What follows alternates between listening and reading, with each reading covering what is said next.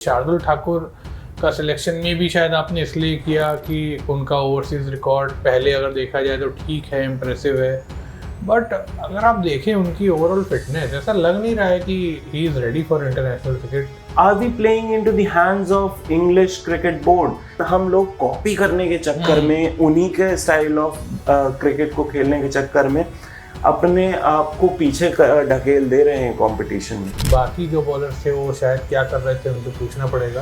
Consistency catch dropping में दिखी है उनकी कि चाहे वो गली में हो, चाहे वो किसी भी पोजीशन में हो, और जो मैनेजमेंट है वो कहीं ना कहीं बहुत डोमिनेटिंग है इस टीम का, थैंक्स टू गौतम गंभीर। वो एक मजदूर की तरीके टीम इंडिया के लिए बॉलिंग करते जाते हैं, सबसे ज़्यादा ओवर्स टीम इंडिया उनसे डलवाती है। ये इंडियन टीम मैनेजमेंट क्या हमारे यंग प्लेयर्स के साथ जाती नहीं कर रही है कि उनके कॉन्फिडेंस इन सब पे कितना वो घाव पड़ेगा? अगर उन्होंने नहीं परफॉर्म किया तो फिर वो टाटा बाय बाय वाली बात है। और क्रिकेट और चांस नहीं देगा। हाँ, फिर क्रिकेट इतना चांस मिल गया है बहुत, ये भी एक समझ लीजिए बहुत बड़ा लक है। गौतम गंभीर जब आते हैं प्रेस कॉन्फ्रेंस में तो ऐसा लगता है मीडिया की गलती है, मीडिया उनसे प्रश्न पूछ रही है। England versus India test series का आगाज हो चुका है। पटौदी ट्रॉफी से नाम चेंज होकर हो गया है एंडरसन टेंडुलकर ट्रॉफी। लेकिन क्या रिजल्ट्स में कुछ चेंज आए? इंडिया का पहले टेस्ट मैच में कैसा रहा प्रदर्शन? हेडिंग्ले में ये टेस्ट खेला गया था और इंडिया गई है हार। तो क्या चीजें होंगी, क्या चीजें बदलाव में लानी होंगी? गौतम गंभीर की कोचिंग पे कितने सवाल उठ रहे हैं सोशल मीडिया पर और जगहों पर? इस सभी के बारे में तनकीद करेंगे आज मैं आकाश थापा विद माय को होस्ट अक्षत सर।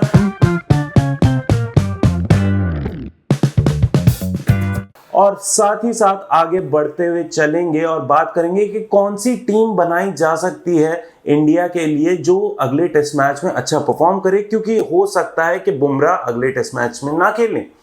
तो बढ़ते हैं आगे इसी बात को लेकर के क्या क्या रीजंस थे कि इंडिया पहला टेस्ट मैच हार गई है। रीजंस तो देखिए, मेन जो रीज़न है वो यही है कि इंडिया की बॉलिंग जो कि सवालों के घेरे में अब तो डेफिनेटली आ चुकी है, और कहीं ना कहीं बुमराह के इर्द गिर्द बॉलिंग थी। बुमराह ना चलें तो बॉलिंग बेकार, वही हुआ सेकंड इनिंग्स में। बुमराह विकेट लेस गए, एक ऑफ डे था, आप उनको मे भी थोड़ा बेनिफिट दे सकते हैं कि चलो एक ऑफ डे था, लेकिन बाकी जो बॉलर्स थे वो शायद क्या कर रहे थे उनसे पूछना पड़ेगा। और उसके अलावा फील्डिंग बहुत ज़्यादा बेकार स्तर फील्डिंग का दिखा। इतने सारे कैचेस ड्रॉप किए, 7 या 8 कैचेस, जिसमें से अकेले 4-5 तो यशस्वी साहब ने ड्रॉप कर दिए। और जो यूथ एनर्जी है और यूथ करिश्मा जो है वो डेफिनेटली कैच टेकिंग में तो नहीं दिख रहा है, और कंसिस्टेंसी कैच ड्रॉपिंग में दिखी है उनकी कि चाहे वो गली में हो, चाहे वो किसी भी पोजीशन में हो, डीप में हो, स्क्वायर में हो, कैच हर जगह उन्होंने छोड़े हैं। और फील्डर्स की भी बात करें तो कई ऐसे मौके देखने को मिले फील्ड पे जब फील्डर्स अटेम्प्ट ही करने नहीं गए एक अपॉर्चुनिटी को। तो ओवरऑल जो मोराल है एटलीस्ट ऑन ग्राउंड वो थोड़ा सा कम दिखा। मे भी शायद अब लोग ये भी बोल रहे हैं कि विराट कोहली के टाइम मोराल बहुत हाई रहता था, उसके बाद followed it up with Rohit Sharma, लेकिन ये सब चीज़ें पहले टेस्ट से जज करना थोड़ा सा डिफ़िकल्ट है। बट ओवरऑल जो परफॉर्मेंस थी, 370 प्लस का टारगेट था, 71 ही थे बट 370 प्लस था। लास्ट डे 350 चेस करने थे, किसी भी टीम के लिए ये बहुत मुश्किल टास्क हो सकता था, बट इंग्लैंड के लिए नहीं। तो काफ़ी सारे पॉइंट्स हैं, कुल मिलाकर बात यही है कि बॉलिंग जो है वो सबसे बड़ा प्रश्न चिन्ह है, उसके बाद फील्डर्स। बैटिंग को तो फिर भी आप देखिए टिक मार्क करेंगे। बैटिंग बॉलिंग से इतर अगर एक बात की जाए तो बॉलिंग सिलेक्शंस पे भी एक बात होगी, बॉल कैसे डाली गई इसके ऊपर भी बात होगी। लेकिन जो सबसे बड़ा सवाल होता है कि क्या पहले टेस्ट की टीम को लेकर खुश थे, क्योंकि जिस तरीके की टीम खिलाई गई थी ये बहुत से लोगों ने एक्सपेक्ट नहीं किया था कि पहले तो अंशुल कंबोज को वापस घर भेज दिया गया, हर्षित राणा को रख लिया गया था। ठीक है, fair and square, Harshit Rana team से जुड़े थे, ऑस्ट्रेलिया में भी परफॉर्म किया था, बहुत थोड़ा सा किया था लेकिन किया था। इतनी सारी चीज़ें होने के बाद, और फिर अर्शदीप का बाहर बैठा है रह जाना, कुलदीप यादव अगर होते तो शायद वो बहुत टर्न एक्सट्रैक्ट कर सकते थे उस पिच बिल्कुल। पे। बॉलिंग सिलेक्शंस के ऊपर अगर हम बात करें तो क्या इंडिया ने कहीं पे ट्रिक मिस कर दी है बॉलिंग लाइनअप के सिलेक्शन में? हाँ बिल्कुल मिस करिए, क्योंकि कुलदीप यादव की कमी खली वहाँ पर। रवींद्र जडेजा रफ का यूज़ नहीं कर पाए, बिल्कुल भी नहीं कर पाए। एक आध विकेट उन्होंने लिया सेकंड सेशन में जाकर, बट तब तक गेम जो है हाथ से निकल चुका था। ऑलरेडी इंग्लैंड के पास मोमेंटम था, और वो जिस हिसाब से खेल रहे थे ऐसा लग नहीं रहा था कि वो कभी भी किसी भी मोमेंट पे वो डाउन गए हैं। 3-4 विकेट लिए थे इंडिया ने, बट तब तक जो है खेल का समापन ऑलरेडी हो चुका था। आप अगर बॉडी लैंग्वेज देखें इंडियन प्लेयर्स की, उससे भी ये साफ जाहिर था। सिलेक्शंस की बात करें तो डेफिनेटली, क्योंकि शार्दुल ठाकुर का सिलेक्शन में भी शायद आपने इसलिए किया कि उनका ओवरसीज रिकॉर्ड पहले अगर देखा जाए तो ठीक है, इम्प्रेसिव है, बट अगर आप देखें उनकी ओवरऑल फिटनेस, ऐसा लग नहीं रहा है कि he is ready for international cricket. I mean big statement, but बिल्कुल भी नहीं लगा है कि वो भाग ही नहीं रहे हैं फील्ड पे। बहुत ज़्यादा ऐसा लग रहा है कि फैट आ गया है बॉडी में। बॉलिंग में भी वो शार्पनेस नहीं है, 120-130 की बॉल जा रही है, ना स्विंग है ना सीम है। तो ऐसे में अगर आप इस तरीके के प्लेयर्स लेंगे, खासतौर पे इंग्लैंड में, और अभी करंट की जो इंग्लैंड टीम है, जो एटमॉस्फेयर है उस ड्रेसिंग रूम में, वो कमाल का है। मतलब वो बिल्कुल हमेशा चिन अप करके मैचेस खेलते हैं, रिस्पेक्टिव ऑफ कि क्या रिजल्ट रहता है। तो ऐसे में शायद आपने थोड़ा सा कम आका इंग्लैंड को, आपको लगा कि शार्दुल को ले लेंगे, एक एक्स्ट्रा सीमर हो जाएगा, बट वो बर्डन सा साबित हो गया अगर सिलेक्शंस की बात करें। एक और चीज निकल के आ रही थी, जैसा आपने फिटनेस के ऊपर कहा कि शार्दुल ठाकुर इतने शार्प नहीं दिखे, ना ही फील्ड पे ना ही बॉलिंग के टाइम पे। बॉलिंग में तो खैर उनका बहुत टाइम से होता है कि किस्मत से विकेट मिल जाए, और गोल्डन आर्म के साथ बॉल डालते हैं, या ऐसा कहा भी जाता है। तो शार्दुल ठाकुर जिस तरीके से फील्ड पे थे, मुझे याद है कि हम सब मैच देख रहे थे और एक मिडॉन या फिर मिड ऑफ की तरफ वो खड़े हुए थे, मिडॉन, और तब बुमराह बॉल कर रहे थे। राइट हैंडेड बैटर था, और जब कैच उठा था तो अगर वो पहले से रेडी होके स्टार्ट ले चुके होते तो वो कैच तक पहुंच जाते। And everyone was angry with him कि आपने ट्राई भी क्यों नहीं किया, क्योंकि टेस्ट मैच है, आपको डाइव लगानी पड़ेगी। जायसवाल से एक से दो कैचेस ऐसे छोड़े हैं जिसमें उन्होंने डाइव मारी, तो वो हाफ चांसेस तो आपको इंटरनेशनल क्रिकेट में पूरी तरीके से बनाने पड़ेंगे, बुनने पड़ेंगे। बात आती है कि बॉलिंग सिलेक्शन हो गया, शार्दुल ठाकुर को बैटिंग के लिए चूज किया गया, रविंद्र जडेजा को बैटिंग के लिए ज्यादा चूज किया गया। Are we playing into the hands of English cricket board? क्योंकि जिस तरीके से इंग्लैंड की टीम खेल रही है, जिस तरीके से वो अपनी टीम खिलाते हैं कि 11 के 11 बल्लेबाज ही खिला रहे हैं वो एक तरीके से, क्या हम भी उन्हीं की चाल में जा रहे हैं? क्योंकि कौवा चले हंस की चाल अपनी चाल भूल जाए वाली बात होती है। और मैं इसमें कोई गलत चीज नहीं कह रहा हूँ, क्योंकि कौवा बहुत ज्यादा इंटेलिजेंट पक्षी होता है, लेकिन हम लोग कॉपी करने के चक्कर में, उन्हीं के स्टाइल ऑफ क्रिकेट को खेलने के चक्कर में अपने आप को पीछे ढकेल दे रहे हैं कंपटीशन में। हाँ, थोड़ा बहुत तो इम्प्रेशन ऐसा लगता है कि ज़रूर है। जिस तरीके से अब इंडिया भी शायद, लेकिन इंडिया के साथ ना एक पॉइंट ये भी है कि इंडिया की बैटिंग कंसर्न रहता है जब भी वो ओवरसीज़ जाते हैं कंडीशंस में। तो इसलिए भी इंडिया शायद ये कोशिश करती है कि एक एक्स्ट्रा बैटर लेके चलें। नीतीश रेड्डी को भी शायद मे बी कंसिडरेशन में होंगे वो, बट अब शायद उनका सिलेक्शन और मजबूत हो जाता है ahead of the following test. लेकिन शायद यही एक रीज़न होगा। थोड़ा बहुत इंग्लिश क्रिकेट से आप इंस्पायर हो तो उसमें गलत नहीं है। अगर इंस्पायर होते हो तो अच्छी तरीके से हो, आप भी 370 चेस करो, नथिंग रॉन्ग विद दैट। तो पॉजिटिव्स अगर जहाँ तक आप गेन कर रहे हो तो आप बिल्कुल करिए, और उसमें कोई बुराई नहीं है। लेकिन एज लॉन्ग एज आपका जो स्ट्रैटेजी है, जो आपका गेम प्लान है, उस पर इम्पैक्ट ना पड़े, जो कि पर्टिकुलरली इस गेम में अगर देखो तो पड़ा है। और उससे पहले अगर हम लोग और कुछ बात करें, जैसे इंग्लिश क्रिकेट को आपने फॉलो किया, ठीक है, लेकिन आप कहीं ना कहीं बेसिक्स को फॉलो करना भूल गए।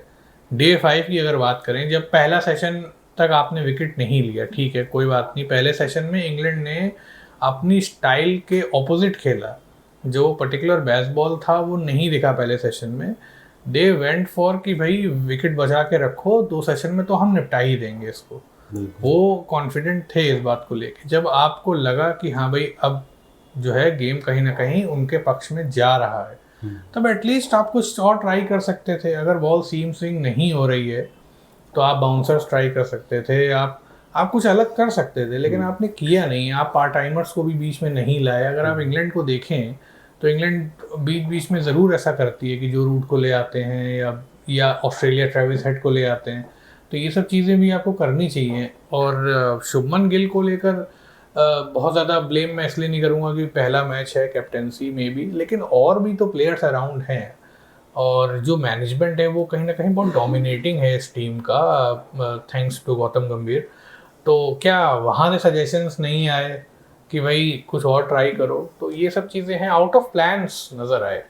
बिल्कुल, और इस पर भी बात करेंगे क्योंकि उन्होंने प्रेस कॉन्फ्रेंस में बहुत सारी चीज़ें कही थी, और हमेशा हमें एक टॉफ़ी जिसे कहते हैं वो पकड़ा दी जाती है कि हाँ, हमारी टीम कभी ख़राब नहीं होती, हम भी बहुत अच्छा खेलते हैं, एक टीम 7 में ही हारती है 7 में ही जीतती है, लेकिन जीते तो सही, टेस्ट में तो जीते कहीं। हम 3 टेस्ट मैचेस जीते हैं जब से गौतम गंभीर आए हैं, 2 बांग्लादेश से और 1 ऑस्ट्रेलिया से जीते हैं हम, वो भी बुमराह की कप्तानी में। उसमें बुमराह ने एक ट्रेल ब्लेजिंग बॉलिंग का मुजाहरा पेश किया था। गौतम गंभीर जब प्रेस कॉन्फ्रेंसेस में आते हैं, एक एरोगेंस साउंड आती है उनसे, एक ऑरा उनका एरोगेंस का बन रहा होता है, जिससे अभी भारतीय फैंस ज़्यादा खुश नहीं है, क्योंकि एरोगेंस आप हमें तब दिखाएं जब आप जीतते, जब आप परफॉर्म करें। और जब बात रेड बॉल की आती है तो अभी कुछ अच्छा खासा उनका प्लान दिखा नहीं है। बिल्कुल। वहीं पे अगर हम पुराने कोचेस की बात करें और पुराने कैप्टन्स के साथ उनकी कमराडरी के बारे में बात करें तो निखर के आती है बात जब अनिल कुंबले और विराट कोहली, जिनके बीच में बहुत सारे क्या कहेंगे डिफरेंसेस भी थे, उसके बाद भी वो अच्छा परफॉर्म करते हुए आ रहे थे, इंडिया में नहीं आ रहे और बाहर भी अच्छा परफॉर्म किया था। और उसके बाद तो विराट कोहली, रवि शास्त्री, राहुल द्रविड़ एंड रोहित शर्मा, और थोड़े टाइम के लिए शायद से विराट कोहली, राहुल द्रविड़ भी थे। तो तब इतनी सारी चीज़ें नहीं हुई, और उसके बाद जब गंभीर आते हैं प्रेस कॉन्फ्रेंस में, जहाँ पे बॉलिंग के ऊपर तनकीद होनी चाहिए थी, जहाँ पे फील्डिंग के ऊपर तनकीद होनी चाहिए थी, वो कहते हैं कि our batters didn't do well, क्योंकि उन्होंने 400 ही रन मारे 600 रन की पिच पे। ये कैसे लेते हैं आप इस बात को? बहुत आप ये कह सकते हैं कि इररिस्पॉन्सिबल काइंड ऑफ स्टेटमेंट है। और गौतम गंभीर जब आते हैं प्रेस कॉन्फ्रेंस में तो ऐसा लगता है मीडिया की गलती है वो, मीडिया उनसे प्रश्न पूछ रही है। तो I mean it definitely appears from what जिस तरीके के जवाब वो देते हैं कि जैसे उनसे पूछा गया कि यशस्वी जायसवाल या फील्डर्स के बारे में, तो उन्होंने बोला कि बेस्ट फील्डर से भी कैच छोड़ते हैं, तो नथिंग मेजर इन दैट। तो ऐसा नहीं है, मेजर तो था ही भाई। आप एक प्लेयर के इतने कैचेस छोड़ रहे हैं, 1-2 प्लेयर के जो आगे जाके 100 मार रहे हैं, जिससे पूरा टीम का मोराल गिर रहा है। आपने 97 पे बेन डैकेट का कैच छोड़ा जो 149 बना देते हैं एंड पे जाके। तो ये सब गलत चीज़ें हैं। आप ऐसे इस तरीके से आप डिफेंड नहीं कर सकते। हाँ, आप ये बोल सकते हैं कि हो जाता है, मे बी शायद गंभीर को शायद इसलिए भी थोड़ा सा आड़े हाथों लिया जाता है कि कुछ चीज़ें अगर वो पोलाइट वे में बोल दें तो मे बी शायद मीडिया वाले भी समझ जाएं कि हाँ चलो ठीक है, लेकिन वो बोलते मे बी उनका स्टाइल ऐसा है कि वो बिल्कुल शोल्डर टू शोल्डर वाली जो कन्वर्सेशन है उस तरीके से करते हैं। लेकिन कुल मिला के गलत है। जब आपकी टीम अच्छा कर रही हो, आप जब से कोच बने हैं एक तरीके से सर्कस बन गया है टेस्ट क्रिकेट का। जो लेगेसी छोड़ के गए थे रवि शास्त्री, कोहली वाली जो टीम थी, थोड़ा बहुत कैरी किया राहुल द्रविड़, रोहित शर्मा ने भी। WTC फाइनल में वो भी पहुंचे थे। लेकिन उसके बाद आप देखिए ना, नेक्स्ट WTC में क्या हुआ, आप कहाँ पे हो, आप कहीं स्टैंड नहीं कर रहे थे, आप एक वक्त कंपटीशन में थे, लेकिन आप घर पे न्यूजीलैंड सीरीज हारे, तो आप वाइट वॉश हुए, जो कि किसी ने कल्पना नहीं करी थी। न्यूजीलैंड वालों ने भी नहीं सोचा होगा कि हम इंडिया को इंडिया में जाके वाइट वॉश फ्लो में खेलते गए और जीत गए। सिमिलरली BGT में हम 2 बार से ऑस्ट्रेलिया को ऑस्ट्रेलिया में हरा रहे थे, ऑस्ट्रेलिया वाले अच्छे खासे डरे बैठे हुए थे, बट आपकी कोचिंग में तो देखिए इन सब चीज़ों के पे तो बात होंगी, क्योंकि when you are not associated with this team, आपके काफ़ी ओपन विचार हुआ करते थे और आप लोगों को इतना रेट नहीं करते थे। बिल्कुल। तो अगर आप ऐसा कर सकते हैं तो बाकी भी आप फिर आपके संग ऐसा करेंगे। और अभी तक तो लोगों ने बोलना शुरू भी नहीं किया। अभी तो सिर्फ मीडिया और इंडियन फैंस ने तनकीद करनी शुरू की है, जहां पर सबसे ज्यादा तो मेरे ख्याल से रवि शास्त्री के ऊपर उन्होंने बोला था, और अभी तक रवि शास्त्री ने सपोर्ट ही किया है, क्योंकि टीम अभी उनको दिख रही है कि ट्रांजिशन में है। ट्रांजिशन से अगर हम आगे बढ़ते हुए बात करें, क्या सेगवे जोड़ा है मैंने, क्या बात है सर, क्या बात है सर। ट्रांजिशन से अगर आगे बढ़ते हुए बात करें, साई सुदर्शन की बल्लेबाजी पे भी जरा बात करें कि वो कंफर्टेबल दिखे, साथ ही साथ करुण नायर भी कंफर्टेबल दिख रहे थे। 2 खराब शॉट्स और दोनों से विकेट की प्राप्ति हुई इंग्लैंड को। तो साई सुदर्शन क्या भी आपको लग रहे थे, और क्या वो सही चॉइस थे फर्स्ट टेस्ट के लिए? अब देखिए, सही चॉइस तो अगर आपके पास और ऑप्शंस नहीं है तो फिर सही चॉइस ही होंगे, क्योंकि अभिमन्यु ईश्वरन तो ओपनर हैं। आप जाहिर है कि आप अगर यशस्वी या फिर KL को आगे लाते तो फिर उनकी जगह बनती, तो वो तो आपने क्लोज कर दिया। अब बचा केवल तीसरे या चौथे नंबर का स्लॉट, तो उस पर जो आपकी स्क्वाड जो आपने सेलेक्ट करी है उसमें तो साई हैं या फिर करुण नायर को आप ऊपर करते। आप में भी शायद आपने करुण नायर को इसलिए ऊपर नहीं भेजा कि बहुत टाइम बाद रिटर्न कर रहे हैं, प्रेशर में होंगे, थोड़ा सा एक सेटल करके उनको भेजा, जो कि अच्छी चीज़ है। I am totally vouching for that. लेकिन करुण नायर ने उन अपॉर्चुनिटीज़ को ग्रैब नहीं कर पाए।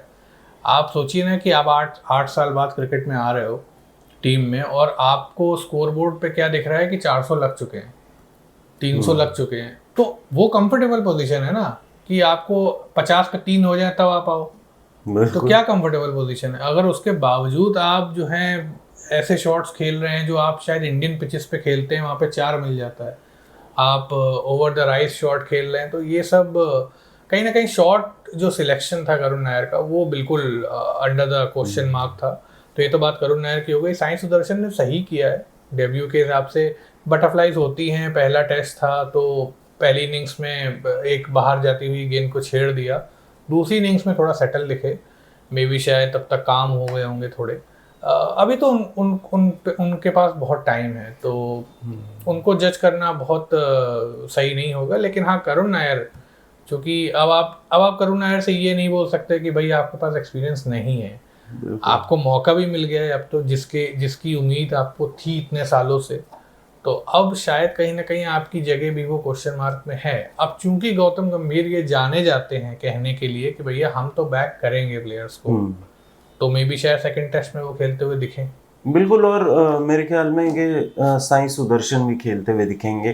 कम से कम 3 टेस्ट मैचेस तो बिल्कुल साई को तो बैकिंग मिलेगी।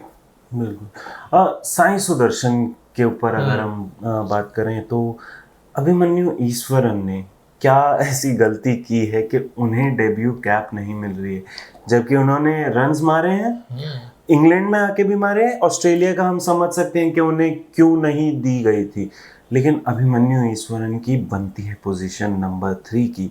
साई सुदर्शन का डोमेस्टिक रिकॉर्ड इतना अच्छा नहीं है, लेकिन क्रिकेट स्टैट्स और रिकॉर्ड्स पे नहीं खेले जाते, ग्राउंड पे खेले जाते हैं।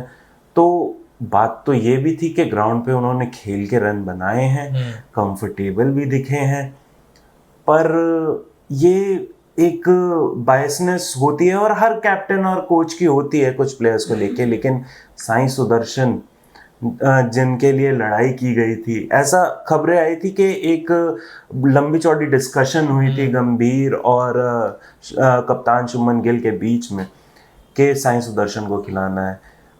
मैं उनकी जगह और पोजीशन नहीं क्वेश्चन कर रहा हूँ, लेकिन क्या अभिमन्यु ईश्वरन बेटर चॉइस होते फर्स्ट टेस्ट के लिए?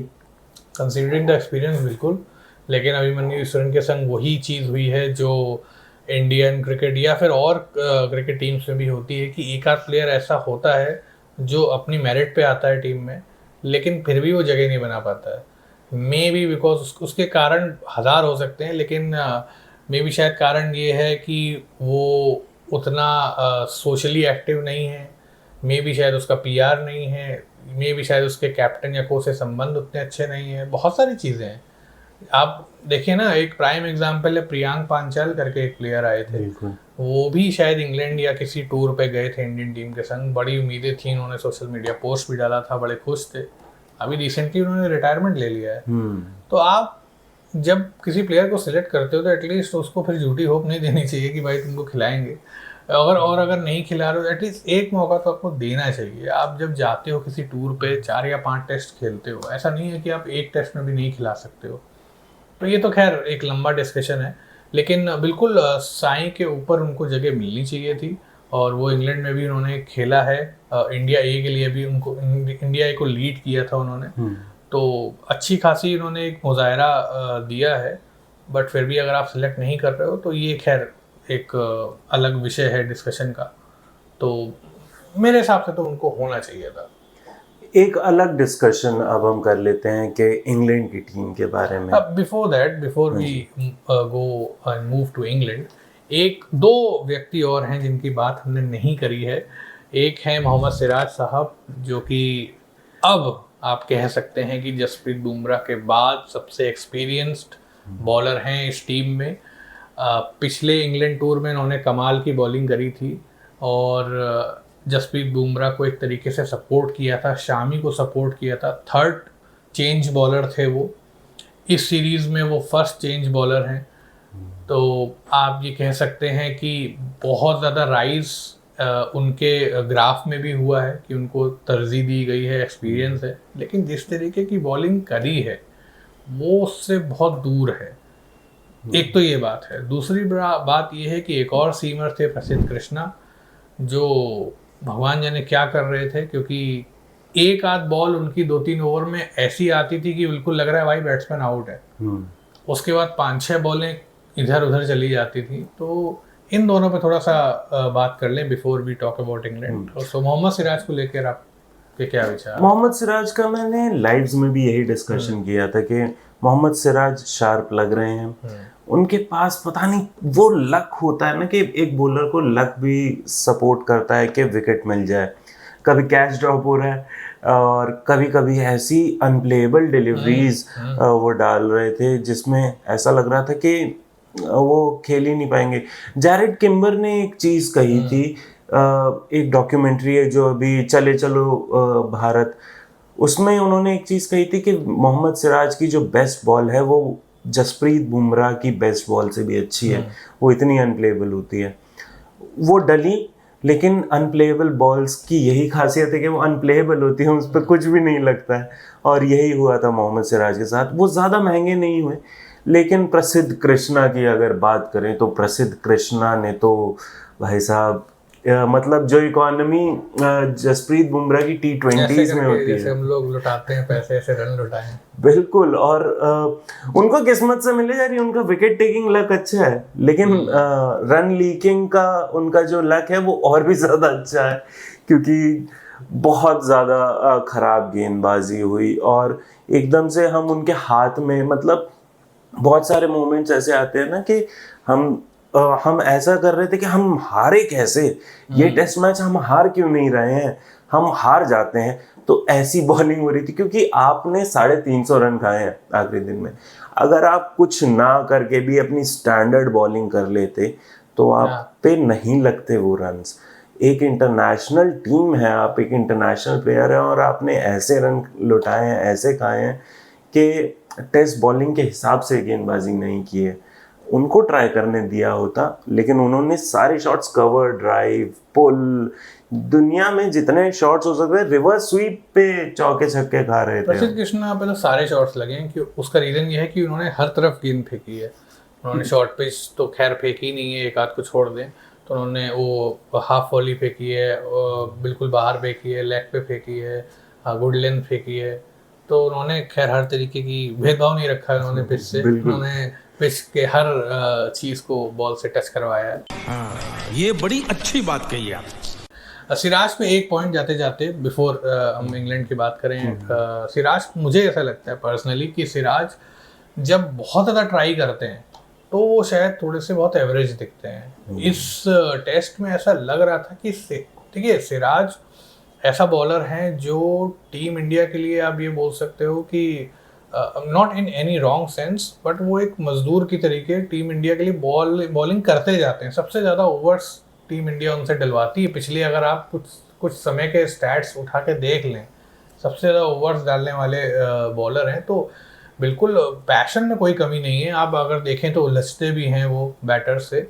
एक जो चीज़ वो शायद गलत कर देते हैं कि जब वो ऐसा ट्रैक देखते हैं कि भाई इस पर थोड़ा बहुत ये तो अच्छा ट्रैक है, मैं तो फोड़ दूंगा इस पर, तो बहुत ज़्यादा ट्राई करने लगते हैं कि वॉबल सीम भी कर रहे हैं और ऑफ सीम भी कर रहे हैं, क्रॉसिंग भी पकड़ के हर तरीके की बॉल ट्राई कर रहे हैं। तो कहीं ना कहीं ये जो होता है ना कि आप अपने ही प्लान या अपनी ही स्ट्रेंथ एबिलिटीज से दूर हो जाते हो इस चक्कर में, क्योंकि आप बहुत ज़्यादा ट्राई कर रहे हो।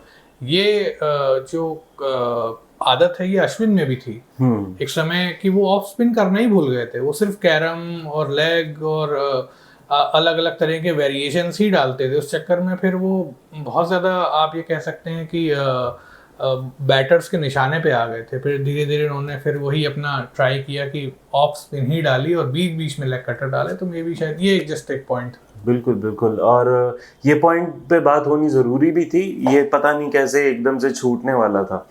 बात करी जाए इंग्लैंड की, सोबर कप्तान इंग्लैंड के बेन स्टोक्स, जिन्होंने बोला था कि उन्होंने कुछ बुरी आदतें छोड़ी ताकि वो इंडिया के सामने और एशेस के लिए रेडी रहें। बेन स्टोक्स का बहुत ही अच्छा परफॉर्मेंस रहा है विद द बॉल। बैटिंग से इतना कुछ खास प्रभावित नहीं कर पाए हैं। साथ ही साथ जो इंडिया और इंग्लैंड के बीच में बेसिकली इंडिया की जीत के सामने एक दीवार बन के खड़े हो गए, उनका नाम होगा जो रूट। सब लोग बेन डकेट की तारीफें कर रहे हैं, प्रशंसा कर रहे हैं, लेकिन जो रूट जिस क्रूशल मोमेंट पे रहे, वहां पे सभी भारतीय फैंस को, पूरी दुनिया के क्रिकेट फैंस को पता था कि जो रूट यहाँ पर है, अगर कुछ एक आध चमत्कारी बॉल आए और जो रूट निकल जाए तो शायद इंडिया का गेम बनेगा। लेकिन जो रूट ने बहुत बेहतरीन बल्लेबाजी की, बशर्ते उनको जसप्रीत बुमराह ने 10 बार टेस्ट में आउट किया है। साथ ही साथ जसप्रीत बुमराह ने 9 बार 10वीं बार तो लिया था उन्होंने, अभी इसी टेस्ट मैच में विकेट लिया था। तो और साथ ही साथ जसप्रीत बुमराह जिस तरीके के बॉलर हैं, उन्होंने परेशान भी किया था, लेकिन उन्हें सी ऑफ कर दिया गया। तो ये टेस्ट मैच क्या आप कहेंगे कि जो रूट की ब्रिलियंस के साथ जीते, वो टेस्ट माइंडसेट की वजह से जीते, या फिर सिर्फ और सिर्फ बेन डकेट की जो तूफानी पारी आई वो इंडिया से मैच खींच के ले गई? देखिए, माइंडसेट जिससे मैच जीते वो तो बेसबॉल ही है कि उनको ये पता था कि वो ये चीज़ कर सकते हैं। तो सबसे बड़ी बात तो यही है कि अगर आप देखें माइंडसेट बहुत मैटर करता है। कहीं ना कहीं इंग्लैंड उस चीज़ पे अब जाके सीख रही है कि जो चीज़ ऑस्ट्रेलिया शुरू से करती आ रही है वर्ल्ड क्रिकेट में, कि Australians know how to win matches, Australians know how to win trophies. क्योंकि वो माइंडसेट ही उनका ऐसा है कि हम अगर किसी कॉम्पिटिटिव गेम को खेल रहे हैं तो हमें एक ही रिजल्ट पाना है, वो है जीत। उसके बाद हम हार जाते हैं कोई गम नहीं है। सिमिलरली इंग्लैंड का अप्रोच है कि वो जाएंगे, चाहे वो 370 की जगह रहे 470 होते तो भी वो जीतने के लिए ही जाते। ऐसा नहीं है कि वो जो है फिर वो अपने हाथ पैर डाल देते कि चलो ड्रॉ के लिए जाते हैं, हार से तो एटलीस्ट बच जाएंगे। इंग्लैंड का ये अप्रोच नहीं है। जब से जो बेसबॉल एरा शुरू हुई है इंग्लैंड क्रिकेट में, स्टोक्स और मैकेलम की, तो रिजल्ट्स तो जाहिर है अगर रिजल्ट्स मिल रहे हैं तो कोई ना कोई वजह होगी उसकी। ऐसा नहीं है कि हवा में रिजल्ट्स नहीं मिलते हैं। तो वजह यही है कि माइंडसेट उनका स्ट्रांग है। जो रूट को कहीं ना कहीं वो जानते हैं जो रूट की क्या कैपेबिलिटी है, और जो रूट अगर एक एंड पे खड़े हैं तो वो सिंगल डबल लेके अपना वो स्ट्राइक रोटेट करते रहेंगे, प्रेशर कभी नहीं आने देंगे दूसरे एंड के बल्लेबाज पे भी। तो जो रूट को कहीं ना कहीं ये मैसेज दे दिया गया है कि आप एक एंकर का रोल करिए, आप एक एंड से विकेट संभालो, इधर से तो हम रन बनाते रहेंगे। तो और एक तो ये चीज़ है, जो रूट डेफिनेटली जो रूट ने बहुत मैच्योर्ड इनिंग्स खेली, लेकिन उन्होंने पहली बार ऐसा नहीं किया है, वो पिछले काफ़ी समय से ऐसा करते आ रहे हैं। तो वो कहीं ना कहीं उनकी बॉडी वो एक यूज टू हो गई है ऐसी सिचुएशन पे आके मैच निकालने वाली। ऐसा पहले भी उन्होंने बहुत बार किया है। तो उनकी बॉडी के लिए तो एक तरीके से ड्रेस रिहर्सल ही था कि आएंगे भैया अपना सिंगल डबल निकाल के। फील्ड तो ओपन थी ही, तो फील्डिंग भी जो कैप्टेंसी स्टाइल थी वो भी कुछ बहुत खास तो नहीं थी। 350 डिफेंड करने के बाद भी अगर आप पूरी फील्ड ओपन रखते हैं तो फिर आप सामने वाली टीम तो जीतेगी ही ना, वो हारेगी थोड़ी ना। तो ये तो एक चीज़ तो ये हो गई कि माइंडसेट है, वो जानते थे कि वो चेस कर लेंगे इसलिए उन्होंने किया। दूसरा जो रूट ने अगेन बहुत अच्छी इनिंग्स खेली। बेन डकेट ने वो चीज़ करी जो शायद इंडिया ने एक्सपेक्ट नहीं किया होगा। इंडिया को लग रहा होगा कि बेन डकेट जैक क्रॉली में से तो हम इनको तो निकाल लेंगे, सिचुएशन फंसेगी जो रूट और बेन स्टोक्स पे कि वो कैसे गेम को लीड कर सकते हैं एक बड़ी इनिंग्स खेल के, लेकिन वहाँ तक सिचुएशन पहुँची ही नहीं। आप विकेट ही नहीं ले पाए। इंग्लैंड ने जसप्रीत बुमराह को बहुत अच्छी तरीके से खेला सेकंड इनिंग्स में। जो गलतियां फर्स्ट इनिंग्स में करी वो नहीं करी। सेकंड इनिंग्स में उन्होंने बीच बीच में बुमराह को डोमिनेट भी किया, ये कोशिश करी जिससे बुमराह पे प्रेशर आया। और बुमराह भी जानते थे कि सेकंड एंड से या जो अदर एंड के जो बॉलर्स हैं वहाँ से तो कोई हेल्प मिल ही नहीं रही है। तो प्रेशर में बिखरते हैं, सब बिखर जाते हैं। तो बुमराह भी कोई एक्सेप्शन नहीं है। एक ऑफ डे आया उनका और इंडिया के लिए वो ऑफ डे साबित हो गया। Would you call Ben Duckett one of the best batters England team have right now and the world in Test cricket has right now? That's a big no, लेकिन हाँ England की conditions में बिल्कुल Ben Duckett ने वो चीज़ करी है जो उनसे एक्सपेक्टेड है कि वो आएँ और थोड़े से फ्लो में रन्स बनाएं। वर्ल्ड क्रिकेट में तो थोड़ा सा अभी इट्स टू अर्ली टू से। वर्ल्ड क्रिकेट में और भी बहुत से बल्लेबाज हैं या हुए हैं। हाँ, करंट सिनारियो की अगर बात करें तो डेफिनेटली बेन डकेट ने पिछले कुछ समय में ये प्रूव किया है कि वो कंसिस्टेंट है और काफ़ी समय से इंग्लैंड के लिए वाइट बॉल में भी उन्होंने परफॉर्म किया है। तो डेफिनेटली मॉडर्न डे क्रिकेट और करंट सिनारियो की पिछले 5 साल की अगर हम बात करें तो डेफिनेटली बेन डकेट जो है वो टॉप 5 में आते हैं। बात करी जाए प्रोडिजीज की, इस मैच में बहुत सारे प्रोडिजीज खेल रहे थे। हमारी तरफ से जायसवाल, हमारे कप्तान शुभमन गिल, साई सुदर्शन, साथ में ही सामने से पोटेंशियल प्लेयर्स जो कि आगे जाके बड़े नाम बनेंगे, जैक क्रॉली और हैरी ब्रुक, जेमी स्मिथ, इतने सारे प्लेयर्स, यंगस्टर्स। अच्छा परफॉर्म भी किया जायसवाल, हैरी ब्रुक ने, शुभमन गिल ने, जैक क्रॉली ने भी और जेमी स्मिथ ने भी, सभी ने अच्छा परफॉर्म किया। Who do you think will be the highest run getter among these players? It's really difficult to pick. लेकिन देखिए जिस हिसाब से इंग्लैंड की कंडीशंस को अगर देखें और होम कंडीशंस के एडवांटेज को देखते हुए और पर्टिकुलरली जिस तरीके से अब पहला मैच गया है इंडिया के लिए तो बहुत मुश्किल होगा कम बैक करना, क्योंकि इंग्लैंड अब हावी हो जाएगी। मेरे हिसाब से हैरी ब्रुक एक ऐसे कैंडिडेट हैं जो अगर आप देखें पहले टेस्ट में भी वो कमाल की बल्लेबाजी कर रहे थे और बुमराह हो सामने चाहे कोई भी बॉलर हो वो अपना फ्लो में ही रन बना रहे थे। 99 पे आउट हुए थे एक इनिंग्स में।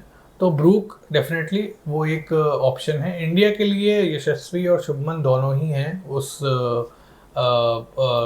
एक कैंडिडेट बनने के लिए जो टॉप रन स्कोरर हो सकते हैं, लेकिन क्या उनकी इनिंग्स इतना इम्पैक्ट डाल पाएगी या नहीं ये एक समय की बात है, बताएगा समय। लेकिन इंग्लैंड के लिए मेरे हिसाब से हैरी ब्रुक हैं। बेन डकेट देखिए ऐसा प्लेयर हैं जो आपको हर मैच में नहीं चलेंगे, लेकिन जितना वो देर रहेंगे वो अपना इम्पैक्ट जरूर छोड़ के जाएंगे। तो Harry Brook, Shubman Gill, 2 future stars और शायद ये सीरीज भी इन दोनों के लिए हो सकती है। हैरी ब्रुक, यशस्वी जायसवाल के बारे में बात हो चली है। यशस्वी जायसवाल का अच्छा गया था ये टेस्ट मैच तब तक जब तक उन्होंने कैचेस छोड़ने शुरू नहीं किए थे। हैरी ब्रुक का तो अच्छा गया ही ये टेस्ट मैच क्योंकि उनकी टीम जीत गई, लेकिन 2 बार लगातार वो 0 पे आउट होने वाले थे। पहली बार वो बच गया और उसमें उनकी कोई गलती नहीं है, गलती हमारी थी। और उसके बाद उन्होंने खामियाजा अच्छा खासा दिया इंडिया को कि ये ऐसे खेला जाता है टेस्ट क्रिकेट।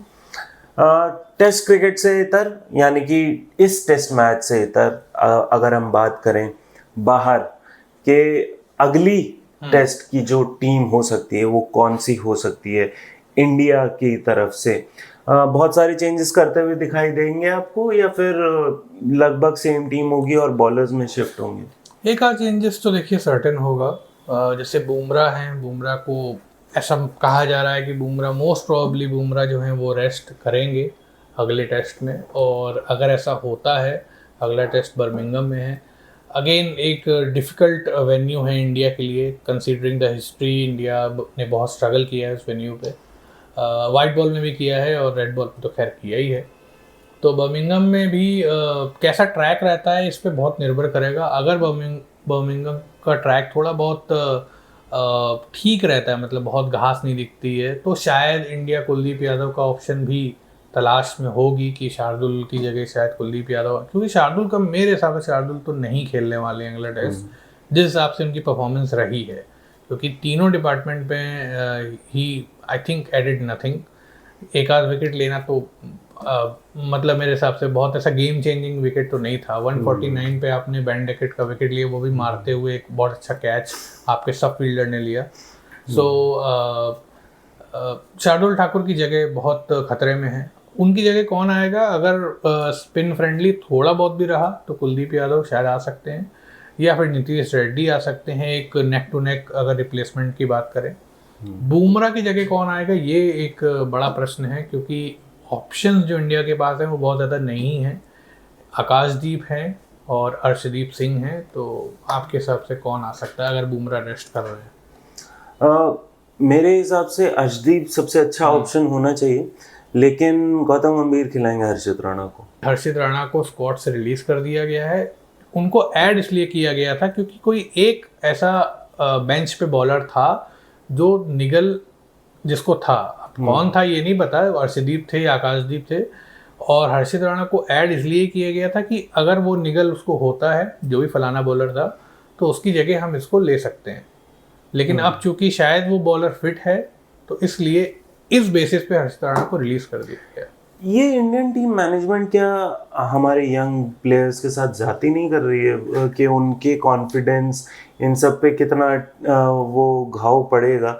क्योंकि अंशुल कंबोज को आपने वापस भेज दिया, and I am saying it again and again, क्योंकि उनका डोमेस्टिक रिकॉर्ड अच्छा था, वो अच्छा बाइट से बॉल डाल रहे थे यहाँ पे भी जितना भी हमने मैच देखा था। तो उस हिसाब से और फिर हर्षित राणा को रिलीज कर दिया, जैसे ही यूज किया थ्रो किया, ऐसी चीजें चल रही हैं।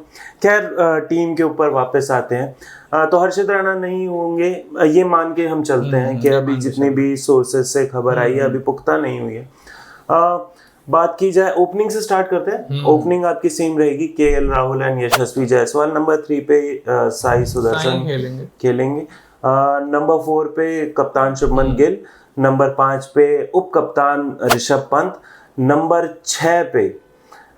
6 पे होंगे करुण नायर, वापस से एक और चांस मिलेगा। 7 नंबर पे आपके रविंद्र जडेजा मेरे को लगता है इस मैच में भी खेलते हुए दिखेंगे। रविंद्र जडेजा को तो टीम इंडिया नहीं ड्रॉप करने वाली है, क्योंकि रविंद्र जडेजा को बहुत ज़्यादा बैकिंग मिल रही है। इसके पीछे की वजह शायद यही है कि उनका ओवरऑल रिकॉर्ड बहुत अच्छा है, बट इम्पैक्टफुल उतने नहीं रहे हैं ओवरसीज कंडीशंस में। लेकिन खैर रविंद्र जडेजा को ड्रॉप तो नहीं कर रही थी। और अभी पुराने रविंद्र जडेजा दिख भी नहीं रहे हैं, लेकिन वो कभी भी आ सकते हैं। एजबैस्टन में उनका एजबैस्टन में अगर थोड़ी बहुत हेल्प मिली स्पिन की तो मे भी शायद वो कारगर साबित हो। वही, और रविंद्र जडेजा का अच्छा भी है रिकॉर्ड, चैंपियंस ट्रॉफी में वाइट बॉल में भी अच्छा ही रहा था उनका। नंबर 7 पे रहेंगे रविंद्र जडेजा। नंबर 8 पे मैं चाहूंगा कि नीतीश कुमार रेड्डी को वापस लाया वही आ रहे हैं, नीतीश रेड्डी ही, क्योंकि उन्होंने कुछ ज्यादा खराब नहीं किया था। एक सेंचुरी आई है, लेकिन उसके अलावा भी ठीक ठाक ही बल्लेबाजी की थी उन्होंने। और जिस तरीके से वो गेंद डालते हैं उनकी ज़्यादा स्विंग होते हुए नज़र आ रही है मुझे।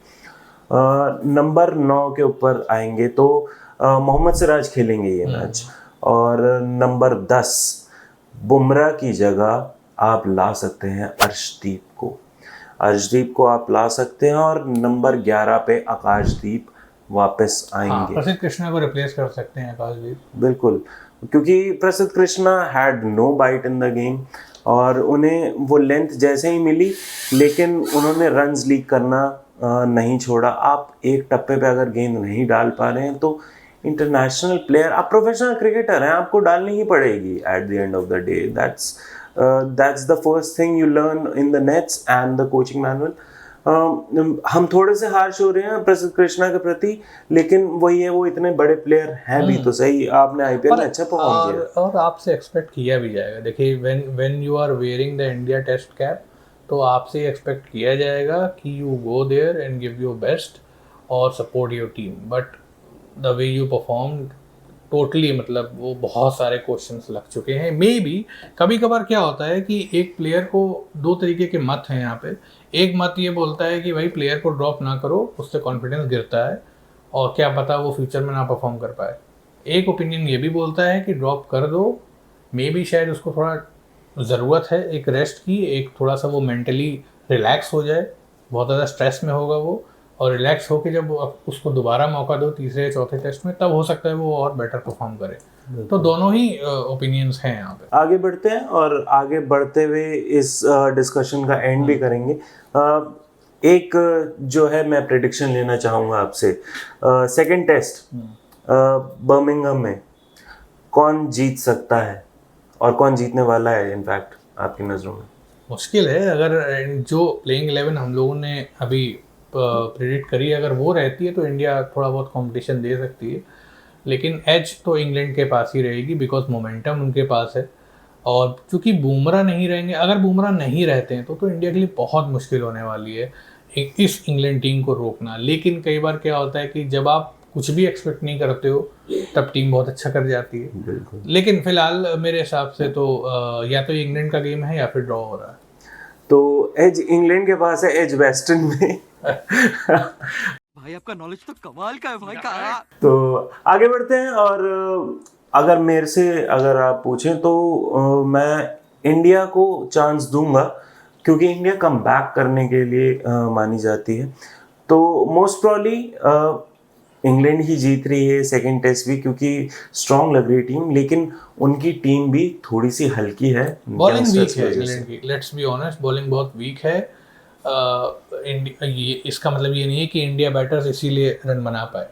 बॉलिंग उनके वाकई में वीक है। बेन स्टोक्स उनके एक तरीके से लीडिंग बॉलर नज़र आ रहे हैं, क्योंकि वो है नहीं, वो आप ये कह सकते हैं कि फिफ्थ बॉलर हैं, लेकिन वो फिर भी लीड कर रहे हैं क्योंकि बाकी बॉलर्स उनके लिए अच्छा परफॉर्म नहीं कर रहे हैं।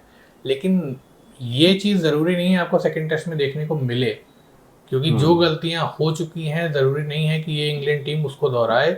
और सेकंड टेस्ट में हो सकता है बॉलर्स को, चूँकि अब तक वो एक रिदम मिल गई होगी, चाहे वो टंग हो चाहे फिर वो और बॉलर हो। क्रिस वोक्स बहुत ज़्यादा ऑफ नज़र आए थे बॉल से, और इतनी जल्दी बिल्कुल आउटराइट करना, राइट ऑफ करना सही नहीं होगा इंग्लैंड के बॉलिंग अटैक को। मे बी शायद आप नेक्स्ट टेस्ट में देखें उनको कम बैक करते हुए। बिल्कुल, यंगस्टर से भरी हुई टीम है इंग्लैंड की भी। बॉलिंग में जॉर्ज टंग ने जो कहा वो उन्होंने पूरा किया। क्रिस वोक्स विकेटलेस जाते जाते रह गए इस टेस्ट में। क्रिस वोक्स का बाइट नहीं है, लेकिन हो सकता है कि जोफ्रा आर्चर आपको वापसी करते हुए दिखे। That's the big thing. Jofra Archer की वापसी के संकेत दिख रहे हैं। हाल ही में उन्होंने एक फर्स्ट क्लास क्रिकेट का मैच खेला है और ऐसी उम्मीदें हैं कि वो आ सकते हैं। अगर जोफ्रा आर्चर आ जाते हैं तो फिर इंग्लैंड की बॉलिंग अटैक काफ़ी शार्प हो जाएगी। बिल्कुल, बट हो सकता है कि जोफ्रा आर्चर को खेल भी जाए, लेकिन उनकी कंडीशंस हैं। जोफ्रा आर्चर जिस लय में डालते हैं, अगर उन्हें वो लय मिल गई तो बहुत मुश्किल होने वाली है। और केएल राहुल के अलावा मेरे को नहीं लगता है कि जोफ्रा आर्चर को बहुत ही आराम से कोई खेल पाए। और एक चीज़ और है, जोफ्रा आर्चर जैसे बॉलर को कंडीशंस की ज़रूरत है भी नहीं, क्योंकि वो बहुत स्विंग और उसके लिए नहीं जाने जाते हैं। He is only known for आप ये कह सकते हो कि terrorising the batters, heavy bounce, वो जो उनकी स्किट होके बाउंस आती है, that is really challenging to face, और रन बनाना तो दूर की बात है। तो इसलिए जोफ्रा आर्चर का अगर जब भी स्पेल आएगा, अगर वो खेलते हैं दूसरा इंडिया तीसरा टेस्ट खेलते हैं, तो उनको मुश्किल तो होगी इंडिया बैटर्स के लिए। केएल राहुल चूँकि एक एक्सपीरियंस्ड बैटर हैं, खेल चुके हैं उनको पहले भी, मे भी शायद वो एक एडवांटेज उनके पास हो। लेकिन बाकी जो बल्लेबाज हैं, शुभमन गिल के लिए आई डोंट थिंक कोई परेशानी होगी, क्योंकि वो शॉर्ट पे अच्छी खेलते हैं, लेकिन और बैकहैंड के प्लेयर भी हैं। लेकिन बाकी जो प्लेयर्स हैं, यशस्वी हैं, करुण नायर के लिए भी एक परीक्षा होगी। अगला टेस्ट देखिए करुण नायर के लिए मेरे हिसाब से करो या मरो वाला है। अगर उन्होंने नहीं परफॉर्म किया तो फिर वो टाटा बाय बाय वाली बात है, और क्रिकेट और चांस नहीं देगा। हाँ, फिर क्रिकेट इतना चांस मिल गया है बहुत, ये भी एक समझ लीजिए बहुत बड़ा लक है। ऐसे कितने लोग हुए हैं जिनको 8 साल बाद मौका मिला है, बहुत कम हुए हैं इंडियन क्रिकेट में तो खास तौर पे। तो अगर मिला है तो उसका आप उपयोग करिए, और एट बेस्ट 10 में जाकर जहाँ पे एज इंग्लैंड को है वहाँ पे टर्न लगाइए, तब जाके आपको थोड़ा बहुत उम्मीदें हैं कि आप आगे बरकरार रहेंगे। और साथ ही साथ अगर जिन प्लेयर्स को मौका नहीं मिला है तो उसमें एक बहुत बड़ा नाम है जो कि आज शायद महिला क्रिकेट टीम के कोच भी हैं, अमोल मजूमदार। अमोल मजूमदार ने दरवाज़ा तोड़ दिया था इंडियन टीम का, लेकिन आज तक वो स्क्वाड में भी नहीं आ पाए। क्यों? क्योंकि इंडिया की टीम के पास बल्लेबाजों की कमी नहीं थी। मिडिल ऑर्डर बैटर थे अमोल मजूमदार, लेकिन उस समय इंडिया का जो मिडिल ऑर्डर था वो वीवीएस लक्ष्मण, राहुल द्रविड़, इन 2 प्लेयर से सजा हुआ था। खैर, आज की चर्चा में इतना ही। एंडरसन तेंदुलकर ट्रॉफी कौन जीतेगा दूसरा टेस्ट मैच, कैसी रहेगी शुरुआत दूसरे टेस्ट मैच की, हम आपको सभी खबरें लाके देते रहेंगे।